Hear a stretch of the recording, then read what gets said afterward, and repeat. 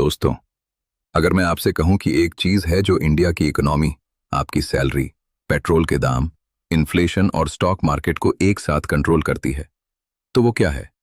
ना आरबीआई, ना सेंसेक्स, ना गवर्नमेंट, वो है क्रूड ऑयल। और अभी क्रूड ऑयल में जो हुआ है वो इंडिया के लिए एक बहुत बड़ी खबर हो सकती है।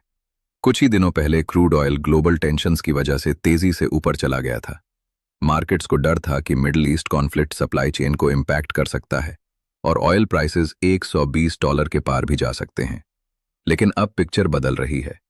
क्रूड ऑयल रीसेंट हाइज से काफी नीचे आ चुका है और लगभग $90 के आसपास ट्रेड कर रहा है। और यही वजह है कि इन्वेस्टर्स और इकोनॉमिस्ट्स दोनों इस डेवलपमेंट को क्लोजली देख रहे हैं। अब आप सोच रहे होंगे, क्रूड ऑयल सस्ता होने से इंडिया को इतना फायदा क्यों? सिंपल है।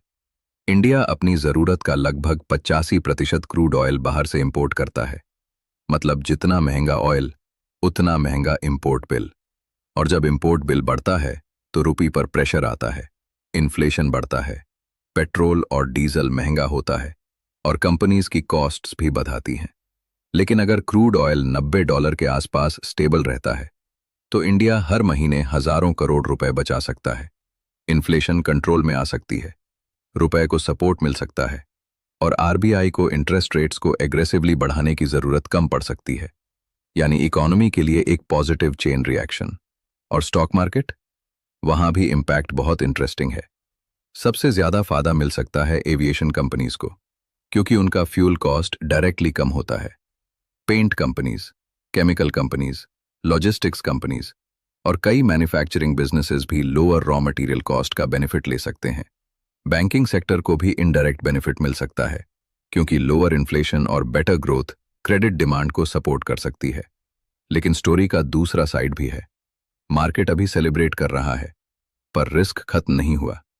मिडिल ईस्ट टेंशन पूरी तरह से सॉल्व नहीं हुई है। अगर जियोपॉलिटिकल सिचुएशन फिर से बिगड़ती है तो क्रूड ऑयल दोबारा स्पाइक कर सकता है और इसीलिए इन्वेस्टर्स को एक्साइटमेंट के साथ कॉशन भी रखनी होगी। अब सबसे इंटरेस्टिंग सवाल, अगर क्रूड ऑयल $80 के नीचे आ गया तो क्या इंडियन मार्केट एक नई रैली शुरू कर सकता है? क्या निफ्टी नए ऑल टाइम हाइज बना सकता है? कमेंट में अपनी प्रेडिक्शन जरूर बताइए। और ऐसी ही स्टॉक मार्केट और इकोनॉमी की इंपॉर्टेंट अपडेट्स के लिए चैनल को फॉलो करना मत भूलिए।